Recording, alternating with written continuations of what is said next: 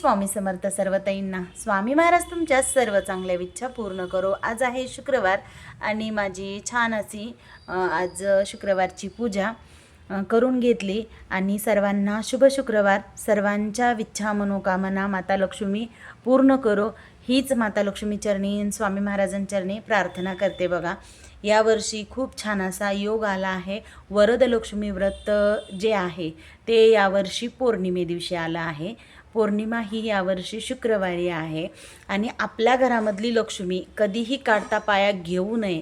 आपल्या घरामधली लक्ष्मी स्थिर राहण्यासाठी आपल्या घरातली जी काय पुरुष आहेत, स्त्री आहेत, जे काय आपण काम करतो, जे काय आपण ड्युटी करतो किंवा बिझनेस करतो, त्यामध्ये आपल्याला यश भेटावं, आपण जे काय काम करतो त्या कामामध्ये वृद्धी व्हावी आणि आपण आपला जो काही पगार आहे तो पगार महिन्याच्या आत संपू नये.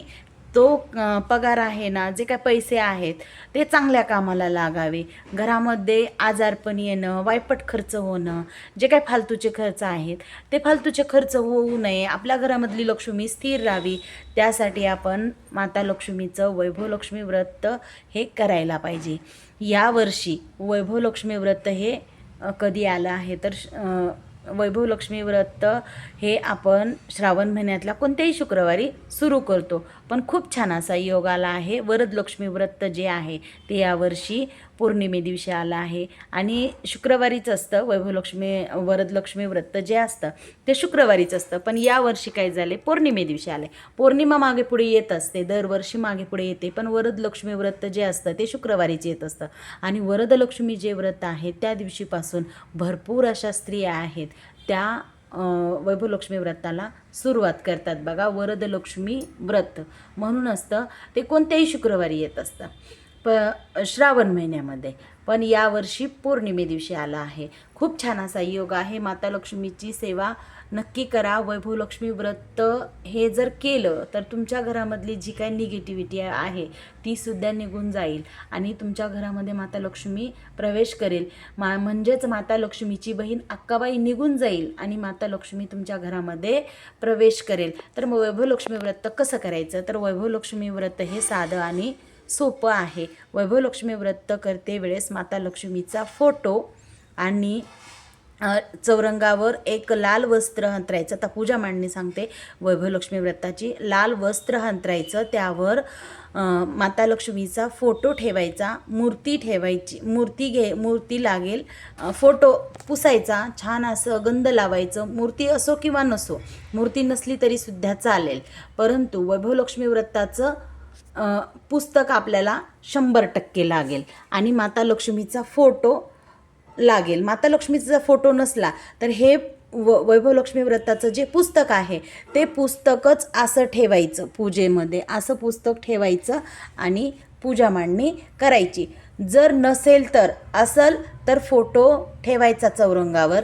त्यानंतर आपल्याला लागणार आहे एक सुपारी. गणपती म्हणून सुपारी घ्यायची, गणपती बाप्पांची स्थापना करायची. मूर्ती असेल देवघरामध्ये तर खूपच छान, नसेल तर एक सुपारी घ्यायची आणि माता लक्ष्मी स्वरूप म्हणून एक लाल सुपारी घ्यायची. जर मूर्ती नसेल तर, मूर्ती असेल तर खूपच छान, नसेल तर माता लक्ष्मी म्हणून एक सुपारी घ्यायची. गणपती बाप्पाची एक सुपारी घ्यायची. पहिल्यांदा गणपती बाप्पांना स्थापित करायचं, त्यानंतर माता लक्ष्मीला स्थापित करायचं आणि त्याच्यानंतर एक तांब्याचा किंवा स्टीलचा जो काही तांब्या असेल घरामध्ये, जसा असेल तसा घ्या. असं काहीही नाही की पूजा करते वेळेस पितळचे, तांब्याचे या धातूचेच भांडे लागतील. आता बघा, एवढी सगळी सेवा करतोय ना आपण, याच्यामध्ये शेवटी श्रद्धा महत्त्वाची. आता तुमच्या घरी तांब्याचा लोटा नसेलच तर तुम्ही काय करणार, त्यासाठी स्टीलचा जो असेल तो घ्या.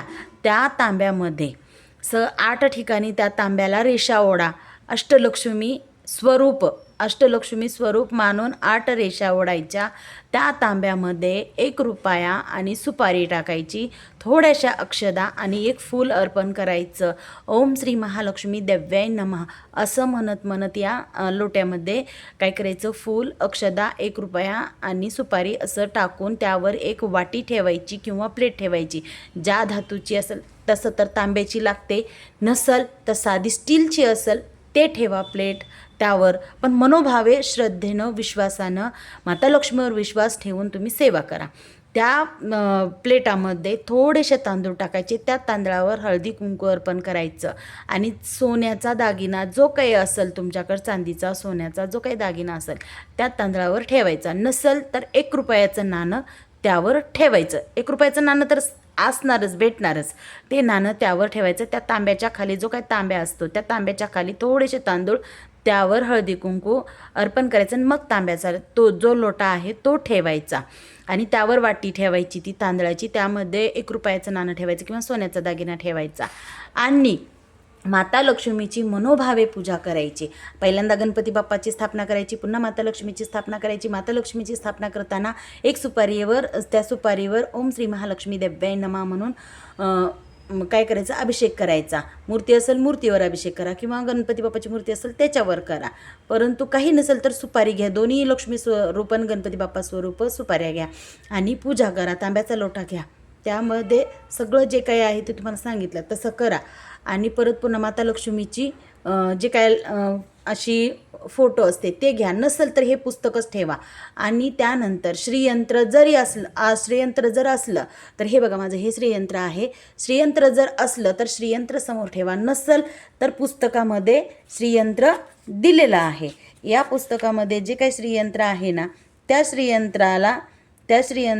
श्रीयंत्राचं हे बघा, हे श्रीयंत्र, ह्या श्रीयंत्राची पूजा करा. सर्वात पहिले श्रीयंत्राची पूजा करायची. त्यानंतर माता लक्ष्मीचे जे काय 8 स्वरूप आहेत, हे बघा, हे जे काय 8 स्वरूप आहेत धनलक्ष्मी, हे इथून पुढं 8 लक्ष्मी रूप आहेत. या 8 लक्ष्मी रूपाचं दर्शन घ्यायचं आणि त्यानंतर काय करायचं, माता लक्ष्मीचं श्री लक्ष्मी मातेचे हे स्तवन वाचायचे. 8 लक्ष्मी स्वरूपांचं दर्शन करायचं. दर्शन करते वेळेस हे पूर्ण म्हणायचं. बघा कसं म्हणायचं, हे आहे माता श्री ऐश्वर्य लक्ष्मी.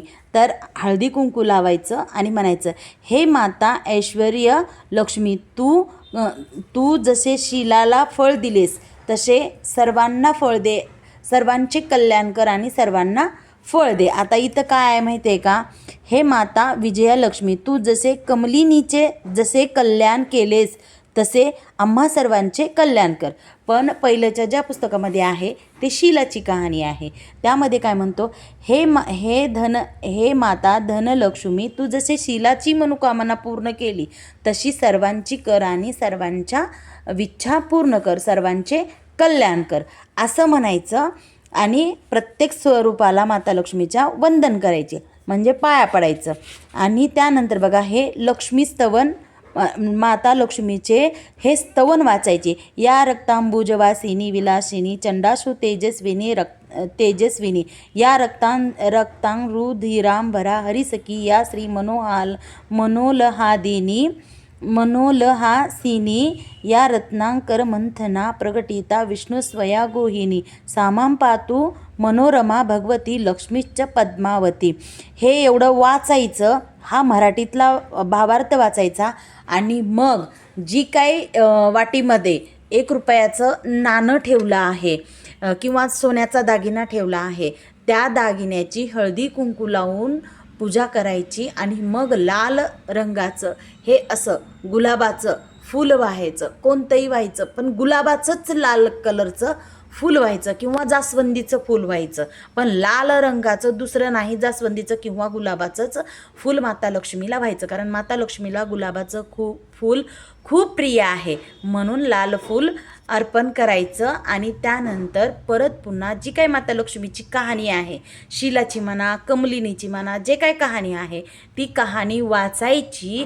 महालक्ष्मी अष्टकम वाचायचं, महालक्ष्मी अष्टकम म्हणायचं. लक्ष्मी गायत्री मंत्र 16 वेळेस, विष्णू गायत्री मंत्र 16 वेळेस, कुबेर मंत्र 16 वेळेस, नवार्णव मंत्र 16 वेळेस आणि विष्णू सहस्त्रनाम वाचा किंवा यूट्यूबला लावून द्या. व्यंकटेश स्तोत्र वाचायचं आणि माता लक्ष्मीची आरती करायची. आता ही व्यंकटेश स्तोत्र आणि विष्णू सहस्त्रनाम मोठा आहे, तुम्हाला एक ठिकाणी बसून होत नाही तर यूट्यूबला लावून द्या आणि श्रवण करा.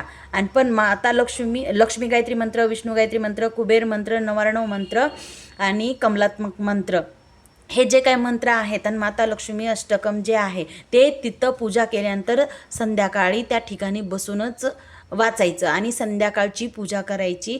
दिवे लागणीच्या टायमिंगला हातपाय धुवून पूजा करायची. हातपाय धुवून पूजा करायची. दिवसभर माता लक्ष्मीचं नामस्मरण करायचं. जय लक्ष्मी माता, जय लक्ष्मी माता असा जप करायचा.